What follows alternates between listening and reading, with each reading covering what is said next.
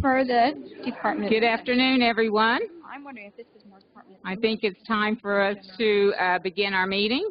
So I'd like to call the meeting to order. And if we can do an update on the sound checks, if we could go to the downtown campus. Hi, Brenda. We're Hi, all here. Thank you. If we can go to Polytechnic.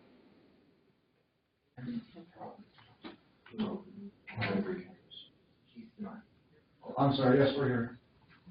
Okay. And then if we can go to West Campus.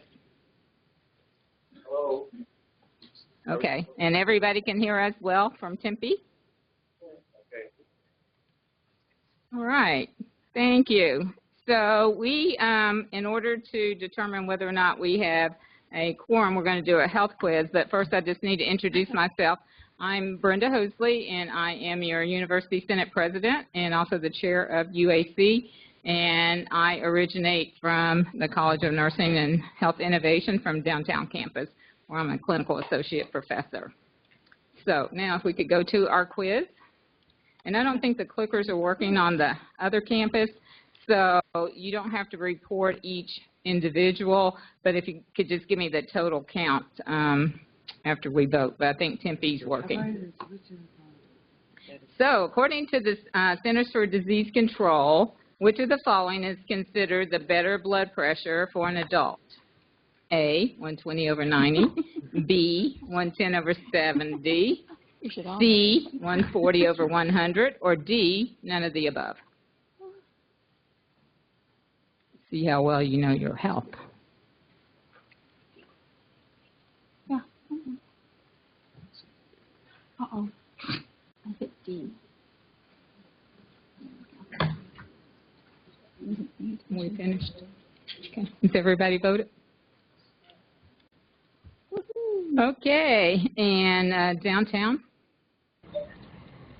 We have 11. Okay. Thank you. Polly? We have 7. Okay. And West?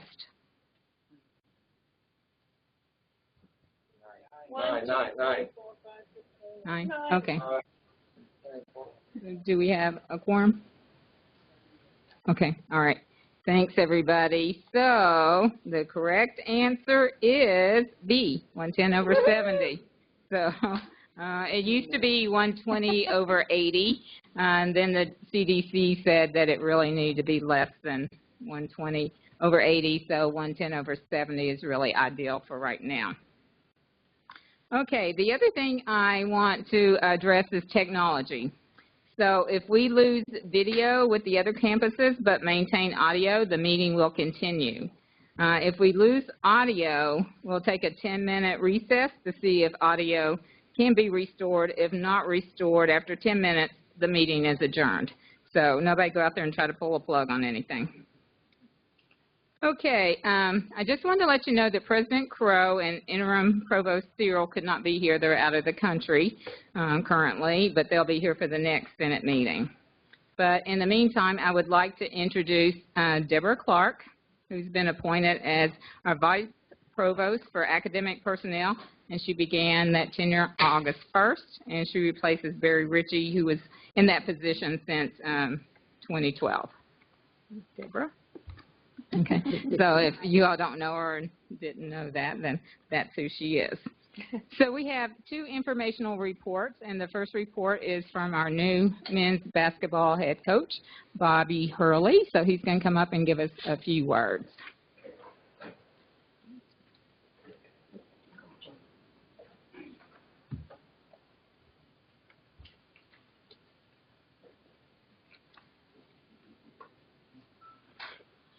Thank you. It's great to be with you. It's been a whirlwind couple of months, just getting acclimated to the area with my family, and then also beginning the process of building a men's basketball program that everyone will be proud of. I could say that over the last several months, our guys are making the commitment, working extremely hard, having a great attitude about doing it. I think representing the program the way our expectations expect. It's been the month of July was really good. Got them in the gym, working with the returning players, making them feel comfortable with my style, getting to know them on a more personal level, and then also working very hard at recruiting and identifying the best possible student athletes that we could bring into the program that will help us compete at the highest level in the Pac-12 and our competitors that particularly a school and state that I'm not going to mention, really do get the feel of that rivalry, which is exciting for me in terms of my history as playing at Duke and a long time ago and having that rivalry with North Carolina and what that meant. So just getting the energy and the passion that I sense from people that I come in contact with about Arizona State is very exciting. And so we're very passionate about bringing the program to the very highest levels, doing it with integrity, recruiting players that have, the right character, that, are focused on obviously winning basketball games, winning championships, but also, getting their degree and putting themselves in a better position for the rest of their lives. It was something that, in terms of education, at a very early age in my household, with my dad as a probation officer, my mom as a teacher assistant, just stressing the importance of getting an education. And the basketball on several occasions was taken away from me, which hurt growing up when I was slacking off some academically.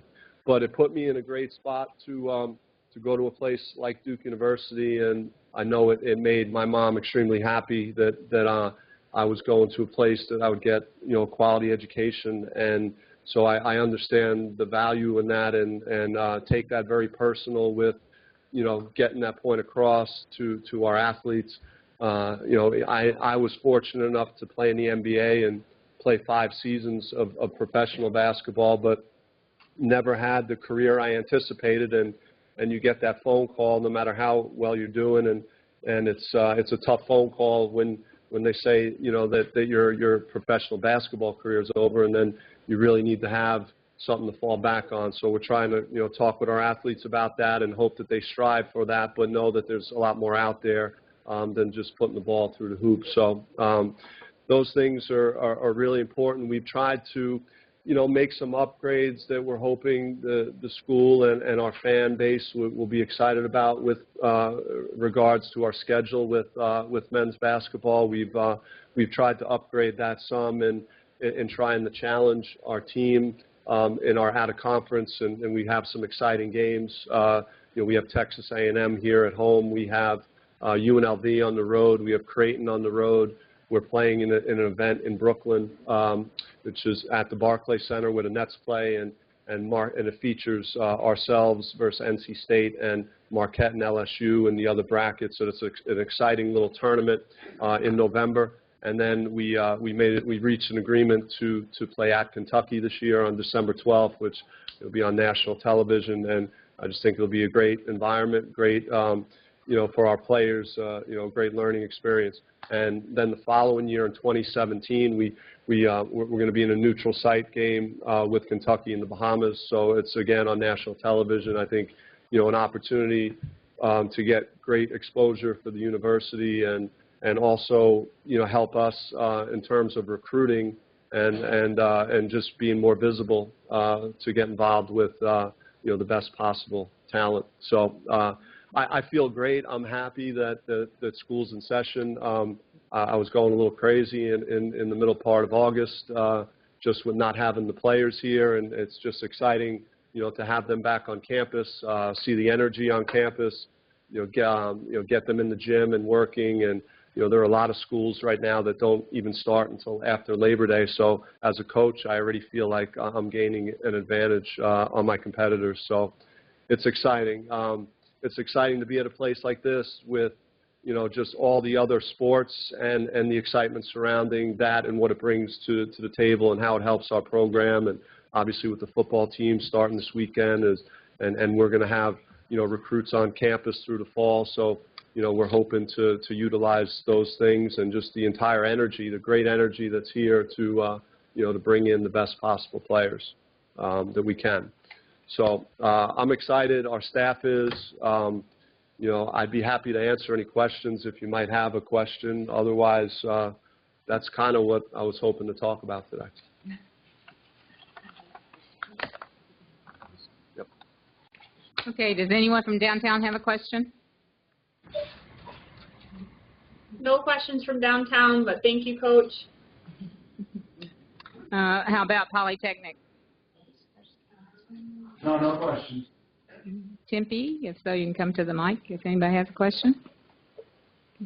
And West Campus. Okay. Well, I say we all vote for a road trip that we talk to President Crow, and we all go to the Bahamas in 2017. What do y'all think? I say that's a good move.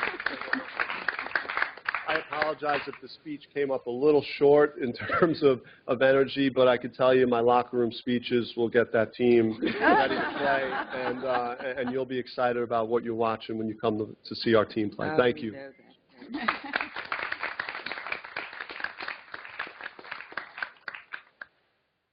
Now I'd like to ask Jody Prudhomme to come to the stage. She is our Title IX coordinator and special counsel, and so she's going to give us an update from last year's 402 and the mandatory training.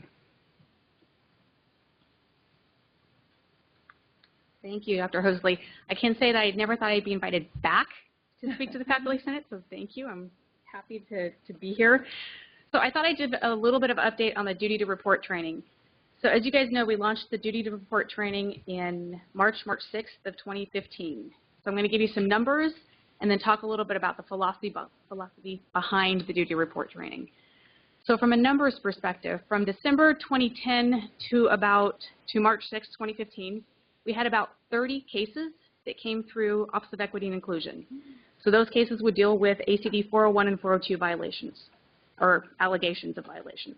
From March 6, 2015 till today, we have 38, right? So we went from a 52-month period to a 5.5-month period with comparable numbers. So the duty report training, it worked, right? People are reporting. From a numbers perspective, also about 14. So a caveat to these numbers. We had a little bit of computer glitch with the duty report training. Some of you in here may have taken the training twice, 3 times. I apologize. It turns out that the system we used for the report training, when we put it on Blackboard, for whatever reason, I'm not a techie, so I'm just going to say it affected how they were able to track employees. So we know that about 14,000 employees have taken it. Student employees are taking it on onboarding. New employees are taking it on onboarding. And we have about 3,000 employees that may have taken it. So those 3,000 employees are what we're currently working at, trying to figure out whether or not they've taken it. We don't want to frustrate people any more than they've already been frustrated when it comes to mandatory training. So we're going individually through those 3,000 people to ask them, have you taken it or have you not?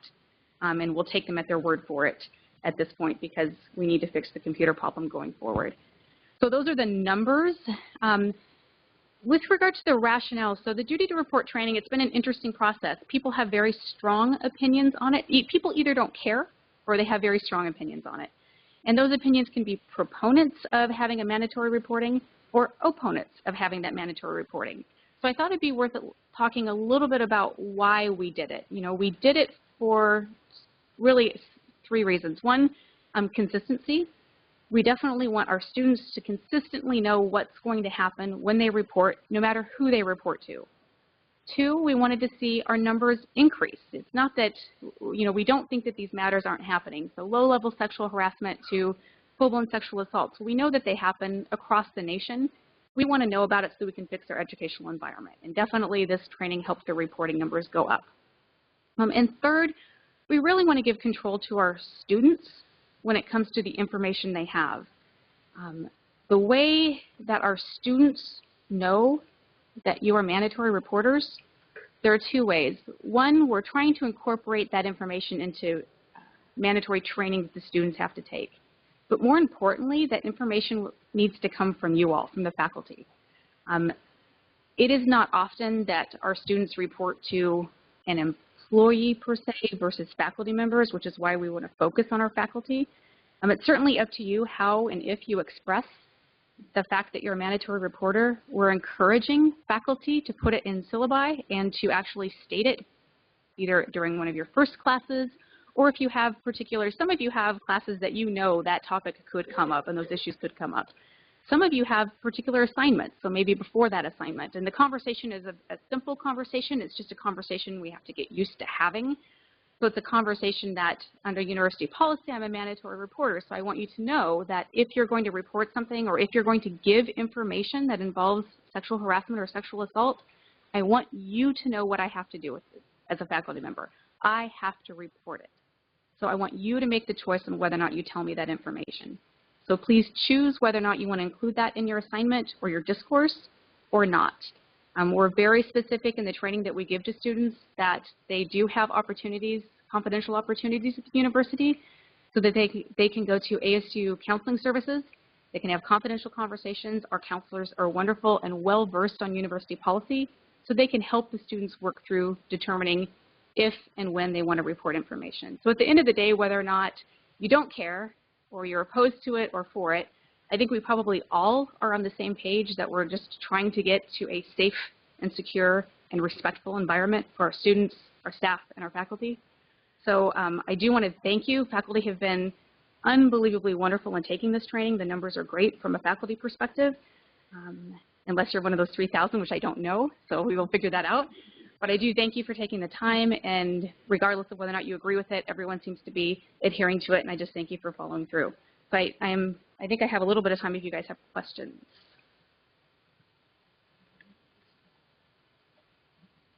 Everybody must still be brain dead. So do we have any questions from downtown?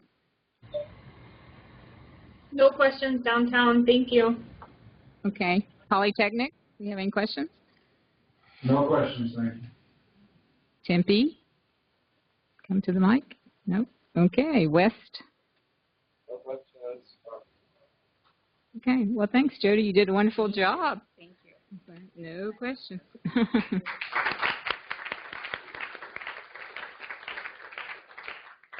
And since we have new senators, then our next part of the agenda, Charles Barbie, Chuck, is going to come forward and tell us about the Senate processes. And for even some people that have been on the Senate for a while, this is probably a refresher for you.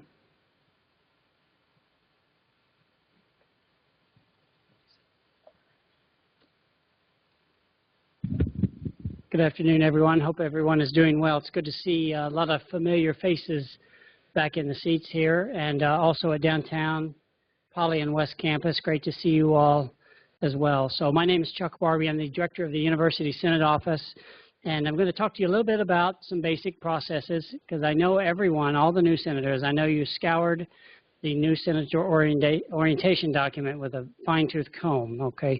But the purpose of this came back a few years back when we decided we had obviously an obligation to ask you to be a senator. Your peers elect you, and they expect you to be a responsible conduit from the work it's being done here and being done at your local institutions or your local areas. So we want to make sure that you had a pretty good understanding about how the Senate actually worked. So this increase on this emphasis on education is kind of ongoing. So if I can have Seth pull up the slides here. Anytime I talk about shared governance here at Arizona State University, I look at the policy that backs it. Not all states have this, not all universities have this sort of backing with specifically the Arizona State Statute 15-1601 that says the faculty will share in the governance of the university. And as you can imagine, that's an unbelievable opportunity, but it's also a tremendous responsibility at the same time. So in the Senate office, with Brenda's leadership, University Academic Council, and yourselves, you are charged with executing both that mandate and that opportunity. So the purview of the Senate is oftentimes we think about the academic side, which is obvious, but there's also numerous other areas that the Senate covers, all of which are listed here: personnel affairs, faculty student policies, university services and facilities. And so we can impact and affect change recommendations on any of these levels. And we have corresponding committees that mirror up with all of these areas, which are outlined in our Constitution, which is ACD 112-01. So this picture is kind of a dramatic way of saying each of you come to the Senate with a local level expertise. You have a really, I wouldn't call it maybe microscopic view, but it's a really, you're really in touch with your units, and your experts and your peers believe that. That's why they elected you. But what's important to know in the Senate is that this is a big picture organization that helps drive a multi-billion-dollar university. And so you have to take that local level expertise, and you're going to be able to have to branch that out to help make big picture policies that impact all of the 17 or 18 colleges and schools. And so it's important to make that transition from your local level expertise into a big picture policy idea or concept or proposal. This gives you an idea of the breadth of the Senate and the fact that a majority of the formal work, at least, or actually formal and consultative work both, gets executed within these particular committees. And we'll see later today that some of you have been appointed to certain committees, and the work that's done in there is absolutely crucial. Everyone that didn't or has not got appointed to a committee needs to be available to serve on a committee. The standing committees are staffed today by Chris Kieselka, our chair of Committee on Committees.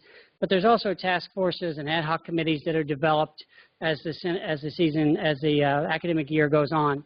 The most important thing to see from this, I think, are the arrows at the top, where you see that the University Senate has a direct conduit to President Crow via the UAC, via the organization, the University Senate. And so you are cutting out about 300 middlemen or women here in this situation in order to make change recommendations that truly govern Arizona State University. So how does this process work? There's two ways that we handle business. One is consultatively and the other is formally. And so some examples of consultative type processing would be items that occur within that maybe we want interpretations of existing policy, service issues that come about, student requests for faculty input. Very often the Senate is consulted to provide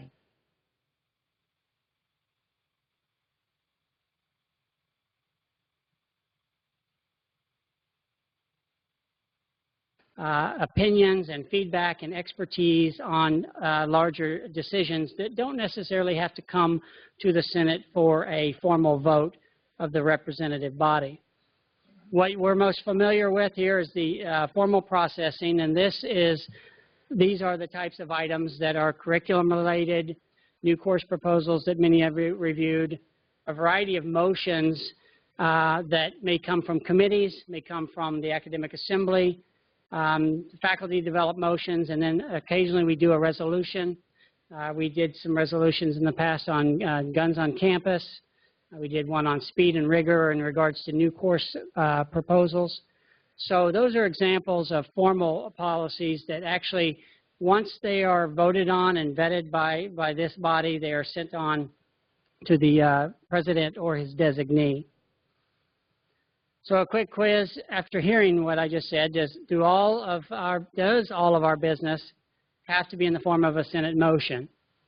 And so that answer would be no. We do a lot of shared governance consultative work that's outside of this area, and if you're in committees, you'll be a crucial part of that process.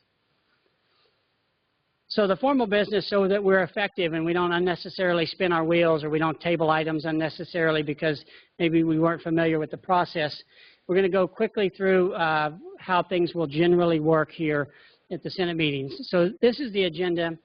This is what the executive committee takes a look at and plans out each particular meeting.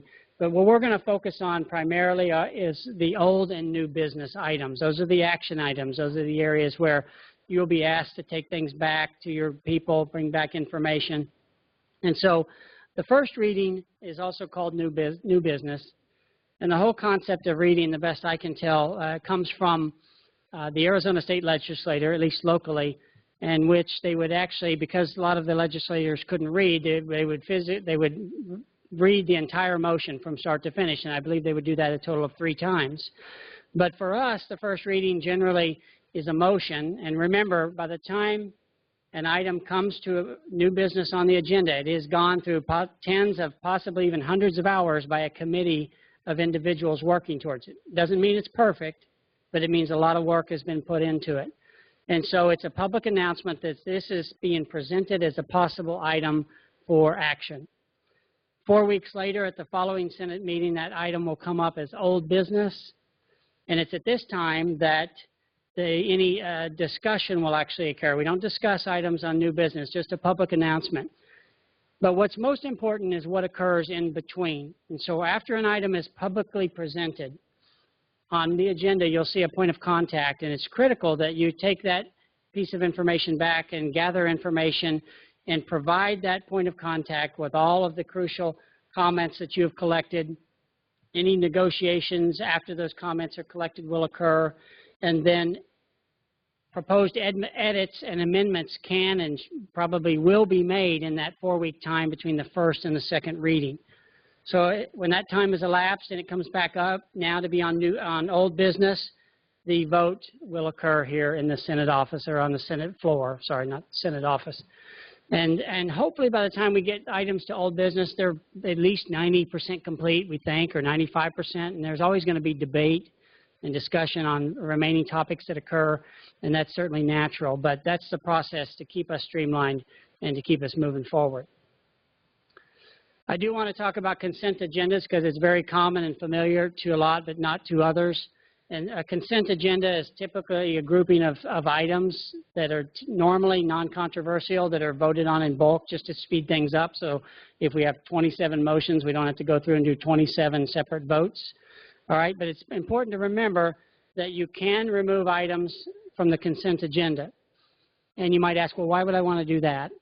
And if you think back to that time between the first and the second meeting, let's say you had an issue with something and you emailed the chair, or you emailed someone else to ask for some sort of resolution or feedback, and you just got silence. Nothing happened. No changes were made. You got ignored. You might have tried again. And so you come to the second reading of that particular item. You might say, I have an issue with Senate motion number such and such. I'd like to remove it from the consent agenda. And if that occurs, then what will happen is the group will vote on the remaining non-controversial items. And then the item that's been pulled will come back, and we will discuss it. And hopefully someone will stand up and say, oh, I got your email. Sorry I didn't respond. That's all fixed. Everything's good. If that's the case, you can vote on it, and it passes or doesn't pass.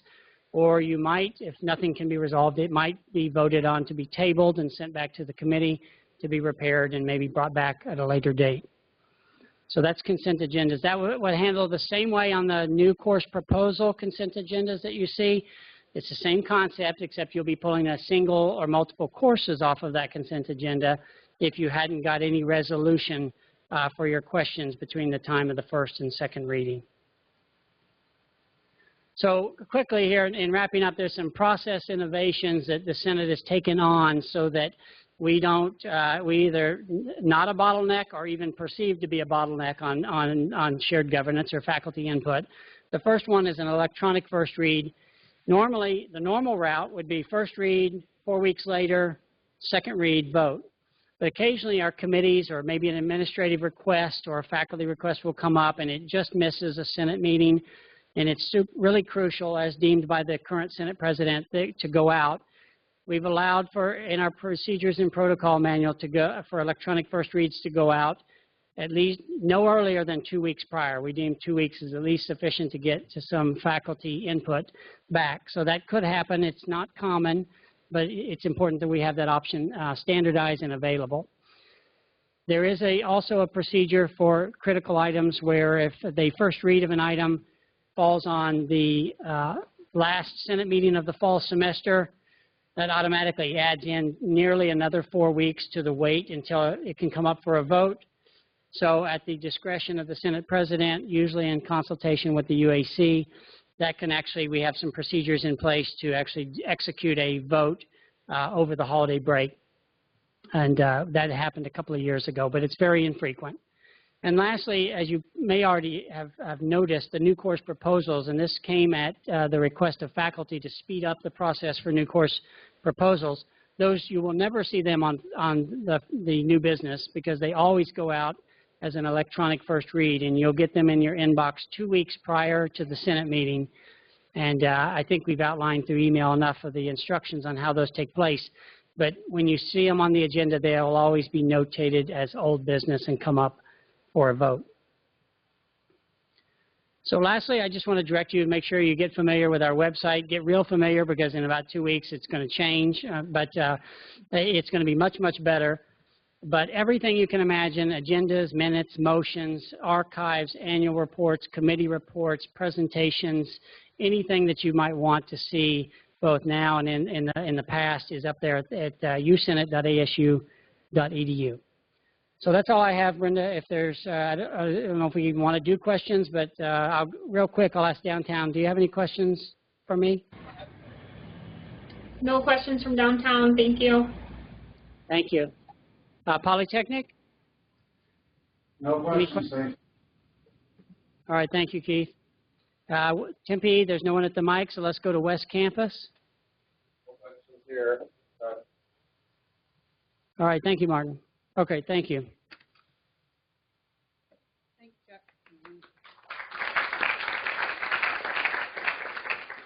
Okay, next I'd like to just give a brief report from UAC. And so in June, Tempe President Arnie Maltz and Polytechnic Campus President Keith Hollinger and University Senate Secretary Chris Kaselka and myself traveled to the University of Arizona to attend the Arizona Board of Regents meeting. And at that meeting, the key things that were discussed, it was really the end of the year report. So they shared with us all the accomplishments of the 3 universities over the course of the academic year. And then also at that time, they approved the budget for the 3 universities and also the increase in tuition for the students as well as the tuition change for the DACA students. So those were the highlights. Our next A-Board meeting will be at NAU, September 23rd through the 25th.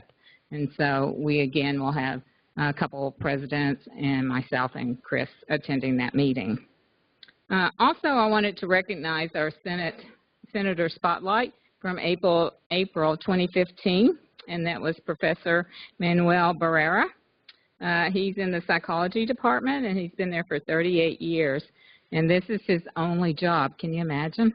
So I think that's quite an accomplishment. So he's completed his second 3-year term as a senator. But when we asked him to describe what he's learned during his time as a senator, this is what he stated. I have learned that the Senate contains many dedicated, conscientious people who contribute large quantities of time and talent to make ASU a better institution. Also, I learned that the Senate has created many well-crafted policies and resources that deserve greater visibility. And I think that really sums it up because sometimes the thought is that the Senate doesn't really do much, and so I think he's trying to get more people engaged and to say that we do contribute a lot of time and energy and make a tremendous change here at the university. Also, I just wanted to say that our fall academic assembly was a tremendous success. We had the largest turnout ever, and so I was quite impressed by that. So everybody that got to attend, be sure to give yourself a hand. We had good food, great fellowship, and President Crow delivered a good message.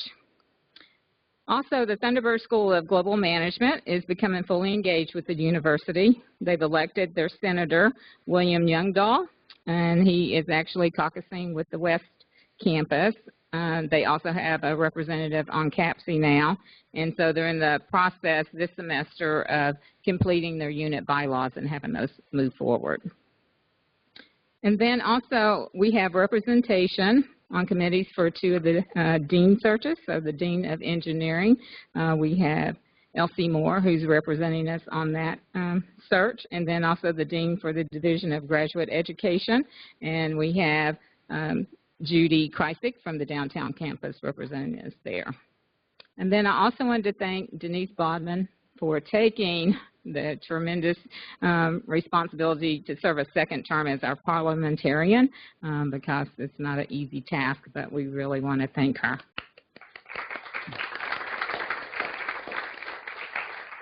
And then the last thing that I wanted to share is that we're still seeking someone to be an ombuds person for the Senate. So if anybody's interested, just send me an email. I'll be more than happy to entertain that.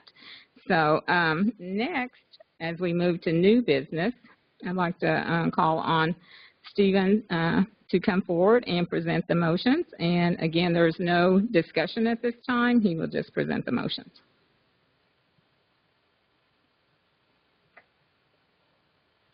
Thank you, Brenda.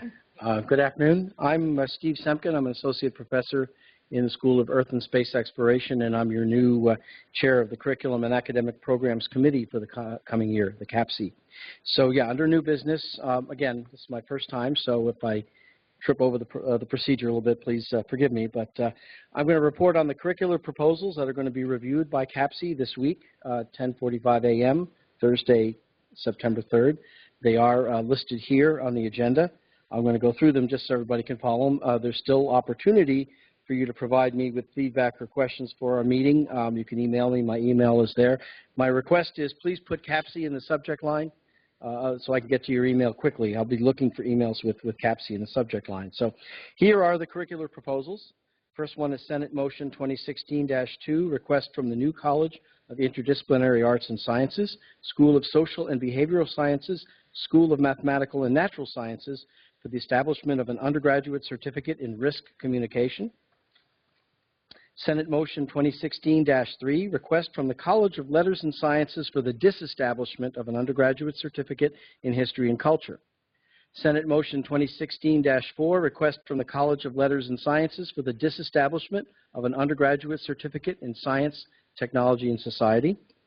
Senate Motion 2016-5, request from the College of Letters and Sciences for the disestablishment of an undergraduate certificate in literature, writing, and film. Senate Motion 2016-6, request from the Ira A. Fulton Schools of Engineering at the Polytechnic School for the disestablishment of an undergraduate degree, BS in Air Traffic Management. Senate Motion 2016-7, request from the College of Letters and Sciences for the establishment of an undergraduate degree, Bachelor of Science in Applied Physics. Senate Motion 2016-8, request from the College of Health Solutions, the School for the Science of Healthcare Delivery, for the disestablishment of an undergraduate degree, the BS in Health Systems Management. Senate Motion 2016-9, request from the College of Liberal Arts and Sciences, the T. Denny Sanford School of Social and Family Dynamics, for the establishment of an undergraduate certificate working with military families. Then I draw your attention to Appendix A. We have two more proposals there. One from the Ira A. Fulton Schools of Engineering, the Polytechnic School, to establish an undergraduate concentration, BS in Aeronautical Management, Air Traffic Management. And from the College of Health Solutions, the School of Nutrition and Health Promotion, the disestablishment of an undergraduate concentration, the BS degree in Exercise and Wellness Health Promotion. So again, we'll be reviewing and voting on these at our Thursday morning meeting. If you have any questions or comments, I welcome your emails in the time between now and then. Otherwise, I'll see you in a little while. Okay.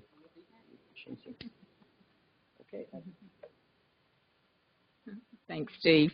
Next, we have to vote on our slate of candidates, and this is a motion that's coming from the Committee on Committees. And so we are asking you to look at the roster of people who will be fulfilling our committees. And so they have already vetted these candidates. So we would like for everyone to vote at this time. So just vote on all of the people as one slate of candidates.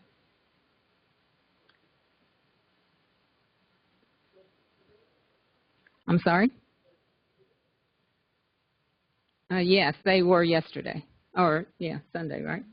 Yeah. In your agenda, it said to check back on Sunday to see the slate of candidates. Yeah, it was like when we sent out the agenda, then in there was a note that said, please check back on Sunday for the slate of candidates. So maybe people didn't see that in the agenda. But here they are.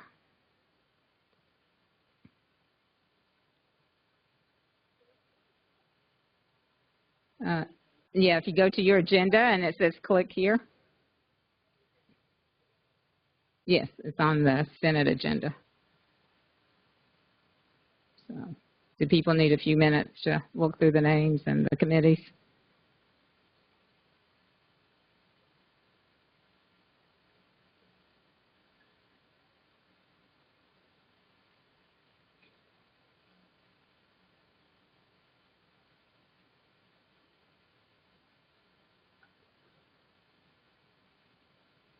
Are we ready to vote? Okay, so pull out your clickers and vote yes, no, or abstain. And then same thing for the campuses whose clickers are not working. If you could collect those numbers by a physical vote, please.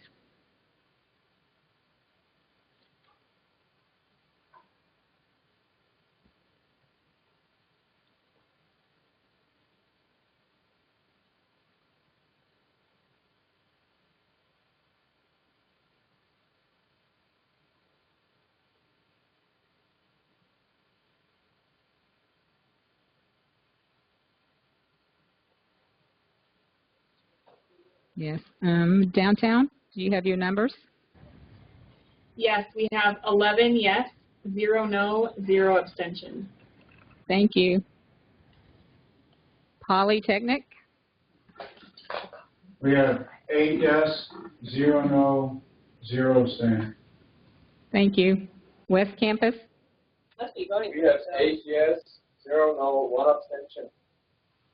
Okay, thank you. Okay, looks like here in Tempe we have 54 yes, 1 no, and 4 abstain. We're always curious about these people who abstain. We started having this discussion last year. So who are the abstainers in the world? Okay, looks like the motion passes, and so this is the representatives who will be on the various committees. So now we'll have the full slate of committee members. Okay, next, starting with old business.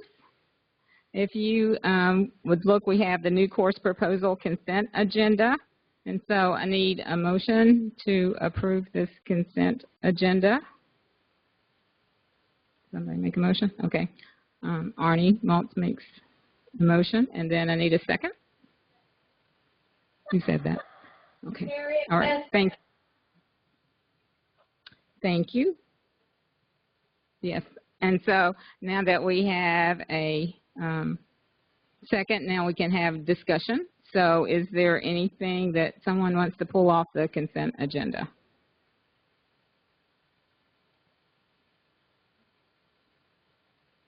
Downtown?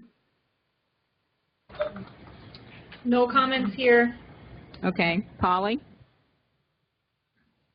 Don't see anyone at the mic here. Okay. No one's at the mic here in Tempe West? No, nothing Okay, thank you. Okay, so if we could vote on the consent agenda for the new course proposals. So again, okay. Okay, hang on just a second. But the other campuses, if you could go ahead and do your physical vote for yes, no, and abstain while we get the system working here at Tempe.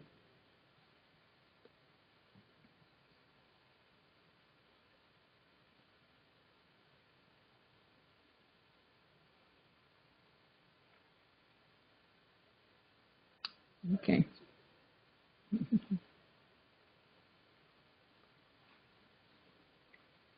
That says, do you approve the new course proposal consent agenda? Yes. So, yes, no, or abstain. Those are your options. Okay, Downtown, could you give us your numbers while we're waiting?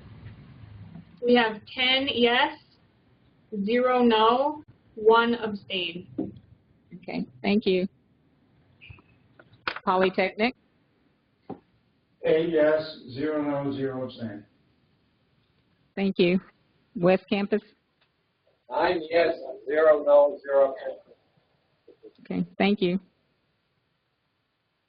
And it looks like here at Tempe we have 57 yes, 1 no, and 4 abstain. Okay, so it looks like the motion passes for the new course proposals. Then I'd like to ask Steve to come up again and propose the next courses or programs.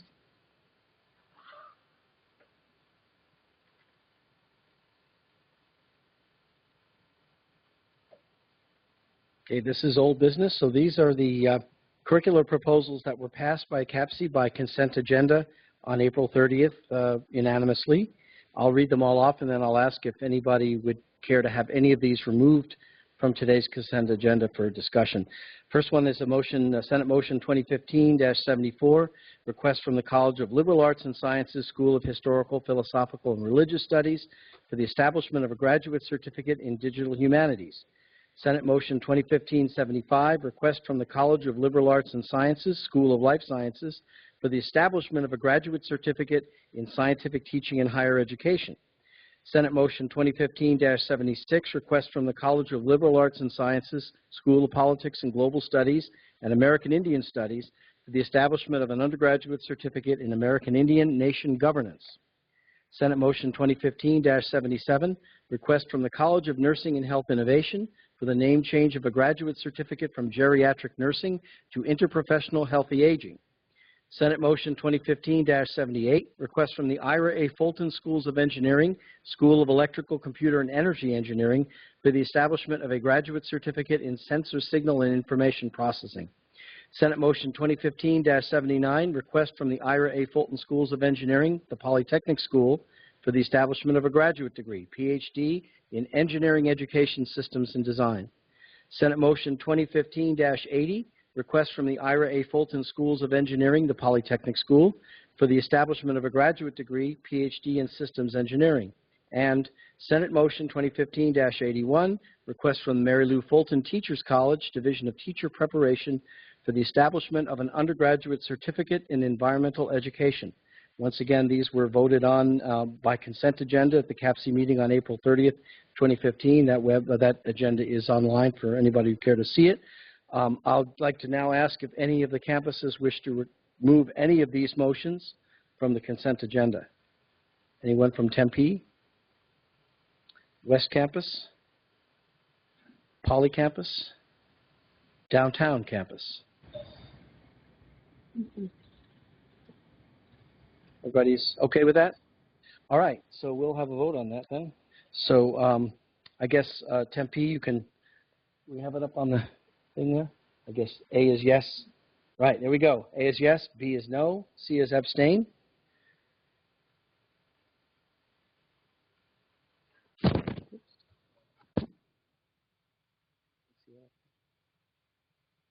while we're waiting for the other campuses. Is it not working? Okay, so while we're doing that, I'll ask the other campuses. Downtown? We have 10 yes, 0 no, 1 abstain. Thank you, Downtown. West Campus? We have 9 yes, 0 no, 0 abstention. Thanks, West Campus. Poly Campus? 7 yes, 0 no, 0 abstain. Thank you very much, Polytechnic Campus. Tempe, go ahead and try to vote now.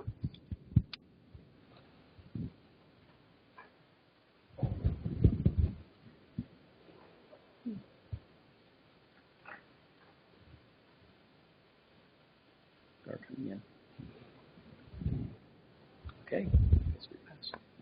Thank you. Okay, looks like the motion's passed on the consent agenda. Okay, now I have 4 motions to present that are from, first read was in April. And so the first one is Senate Motion 2015-70, which is revision to ACD 112-01, Article 1A2, Academic Professional Membership in the Academic Assembly. And I think I need a motion to accept this. From Sherry West. Thanks, Sherry. Second? All right, thank you. Okay, so now we can open it up for any discussion. So any discussion from downtown? No discussion from downtown. Okay, Polytechnic? Discussion. Okay, I don't see anyone at the mic here in Tempe. And West Campus? No discussion. I asked.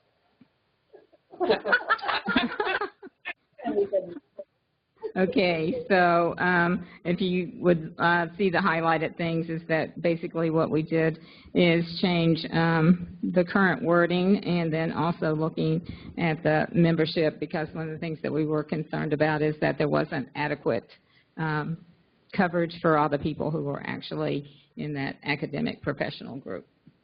So, all right, well, that was easy. Moving on to the next one. We need to we need to vote. I'm Yeah. sorry. Be helpful, wouldn't it? Okay, so Tempe, yes, sorry, no, again. or abstain. That does say, do you approve Senate Motion 2015-70? Right. It's very small. And then if the other campuses could do their physical vote. Downtown? No. Abstain. We have 10 yes, 0 no, 1 abstain. Okay, thank you. Polly? 7 yes, 0 no, 0 abstain. Thank you. And West Campus? 9 yes, 0 no, 0 abstain. Thank you. And it looks like here at Tempe we have 60 yes, 3 no, and 1 abstain.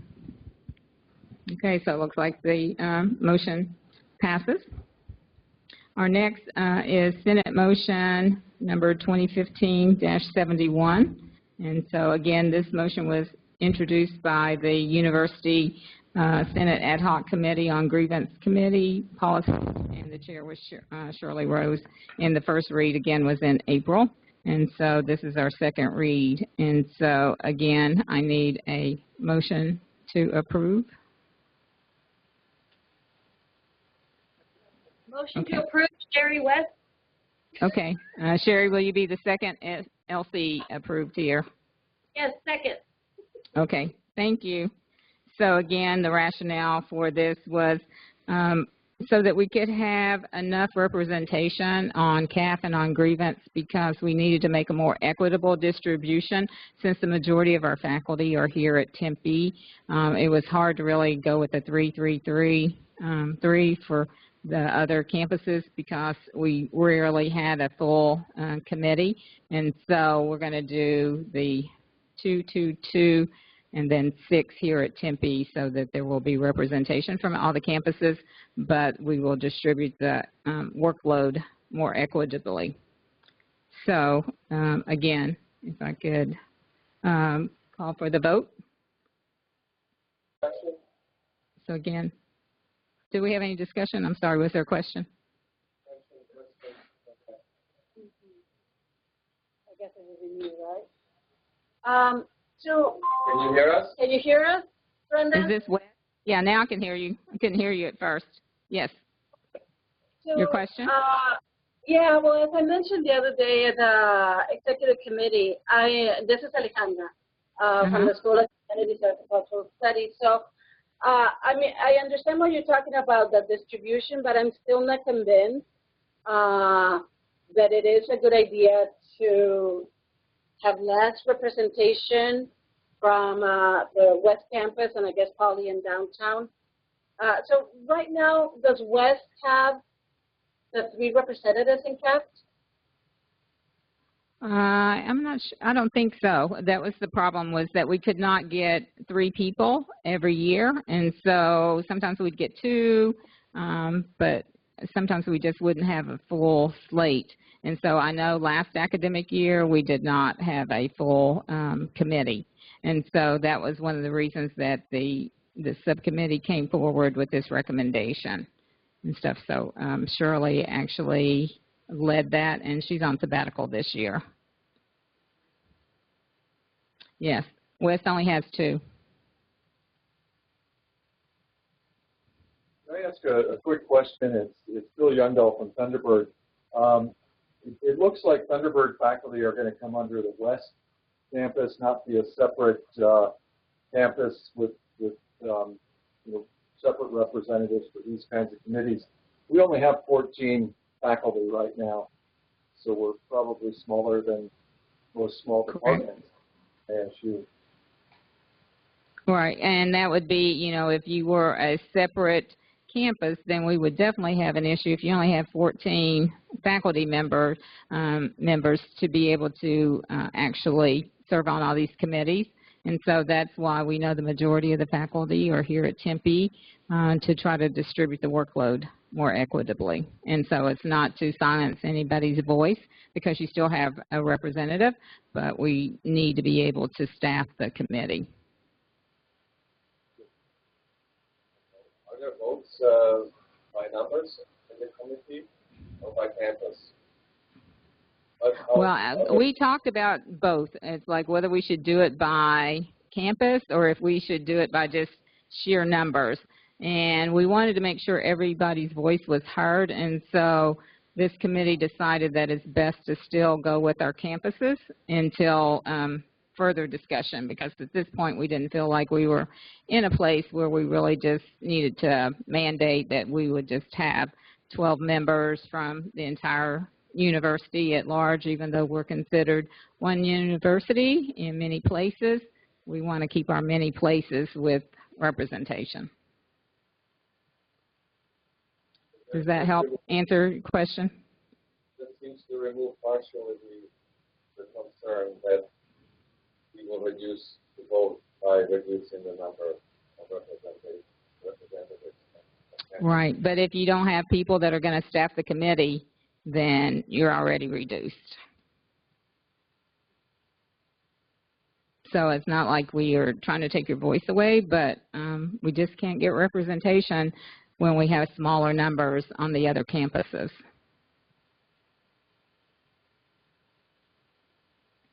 So this way everybody still keeps a voice and we distribute the workload more equitably.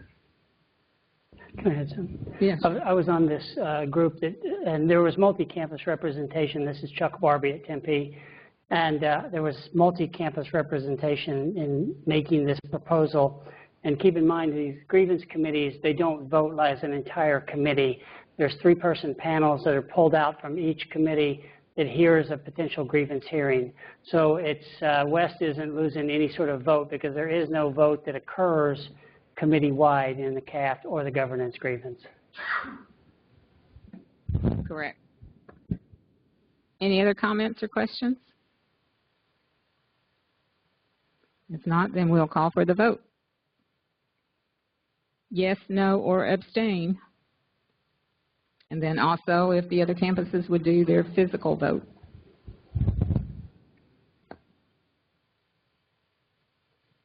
So downtown?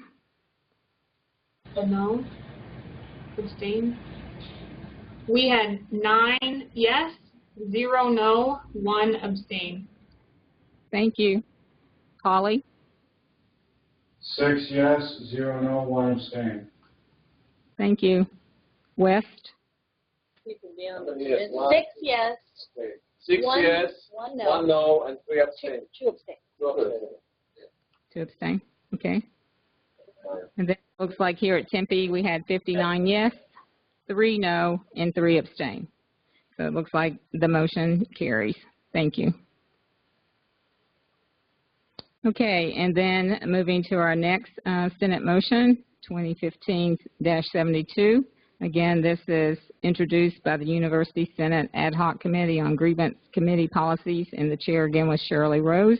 And so the first reading was April 20th, 2015, and today's our second reading, and the title of the motion is Revisions to ACD 112-01, Bylaw 1, Governance Grievance Committee Membership Requirements. And so again, UAC has reviewed the motion and recommends Senate approval. So again, it's the same thing about for the Governance Grievance Committee membership to identify an unrealistically high number for campus other than Tempe. The full slates have not been created in some years, and so again, we want to shift those numbers. So if I could have someone to approve the motion. Move to accept. Okay. Okay. So Professor O'Connor moves. Keith seconds. Okay. Any discussion? Downtown? No comments downtown. Okay. Polytechnic? No comments.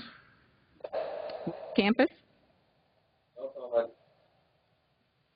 Tempe? I don't see anybody at the mic, so we will call for the vote. Yes, no, and abstain.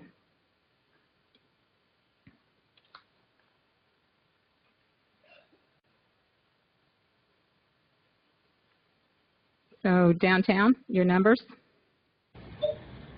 We have 10 yes, 0 no, 1 abstain. Thank you. Polly? 6 yes, 0 no, 1 abstain. Thank you. Wes? We have too We much have to do. 8 yes, 1 no, 0 abstain. Could you repeat that, please? Okay, there are 7 yes, 2 no's, 0 abstains. Okay, thank you. Me. And then here? At Tempe, we have 58 yes, 2 no, 2 abstain. Okay, and our last motion is Senate Motion number 2015-73, and it is the motion's introduced again by the University Senate Ad Hoc Committee on Grievance Committee Policies, and the chair again was Shirley Rose, and so the first reading was April 20th. Second reading is today. The title of the motion is Revisions to ACD 509-03, the grievance policy for academic professionals, Academic Professional Grievance Committee. And again, I need someone to make the motion. Okay, Deb makes the motion. I need a second. Okay, second. All right, so there's really 2 parts to this. The first part, again, is to make sure that we have adequate membership, because before there were always 5 people elected and 2 alternates, and so instead of having the 2 alternates, we're going to go with 7 regular members to the committee. And then the second part is to actually move this into the Constitution, ACD 112-01, where for the faculty, we have the same information house with CAFT and the Governance Grievance Committee, so it'll be in our Constitution. So, any discussion? Downtown? Nothing downtown.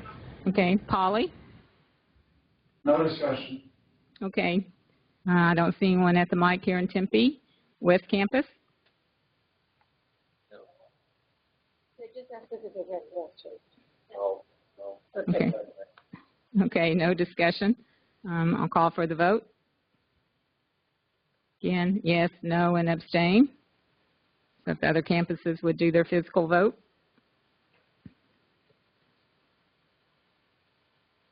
Downtown?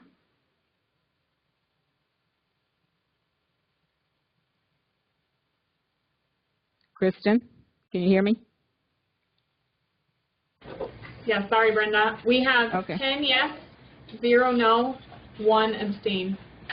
Thank you. Polytechnic? 7 yes, 0 no, 0 abstain. Thank you. West Campus? 7 yes, 0 no, abstain. I missed that, Martin. Could you speak up a little bit? I didn't hear how many yeses. 7 yes, 0 no, 2 abstain. Okay, thank you. So that is, and then here at Tempe we have 61 yes, 0 no, 3 abstain. So the motion carries. So thank you. Okay, moving right along. We're going to get out of here early. We don't have any committee reports because the committees haven't actually met yet, but now that we have all the committee staffed, I did want to tell you who the chairs are. Did you still have a slide for that, Chuck? Okay.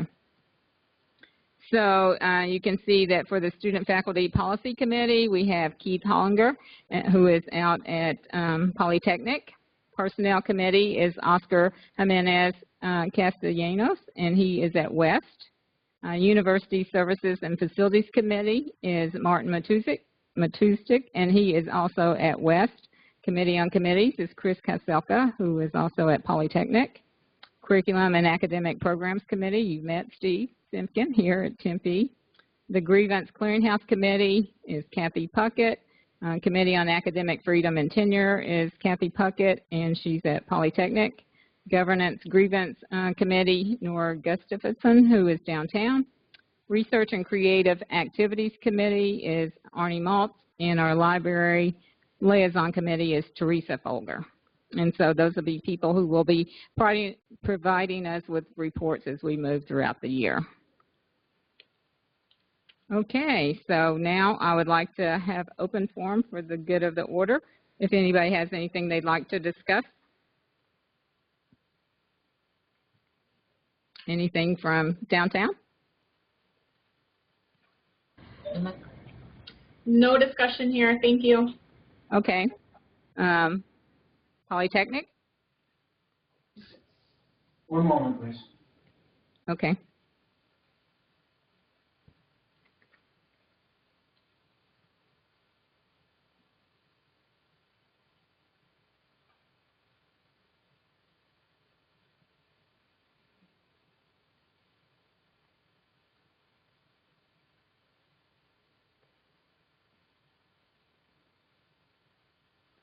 They're dialoguing.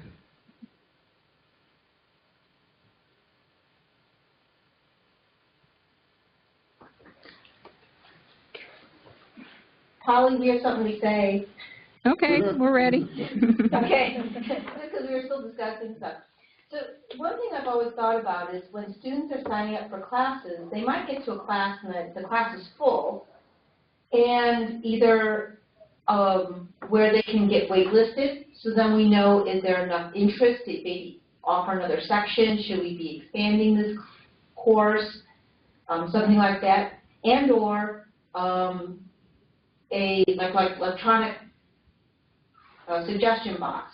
As students, they can put in, I'm interested in a course that covers X, Y, Z. I'm, can you offer this particular course more often than once a year? And if we find out there's interest, we could be offering courses that we don't even know there's interest yet, because there's no way of knowing. So are you requesting that we look into this? Yes, I am. Okay, all right.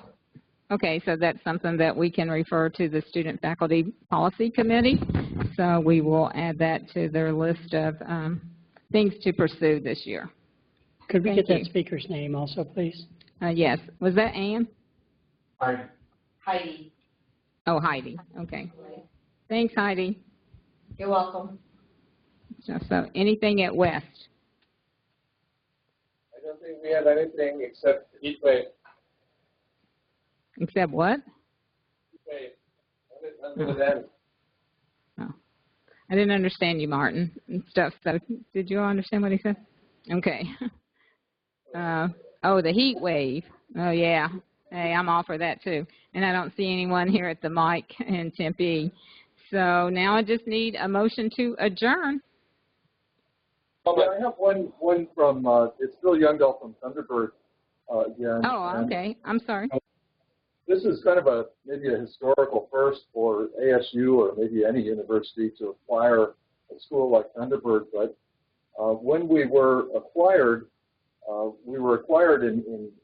we joined ASU in January and immediately had a performance review done, but the criteria were never made clear to faculty, and it seemed to be pretty outside the ACD specifications.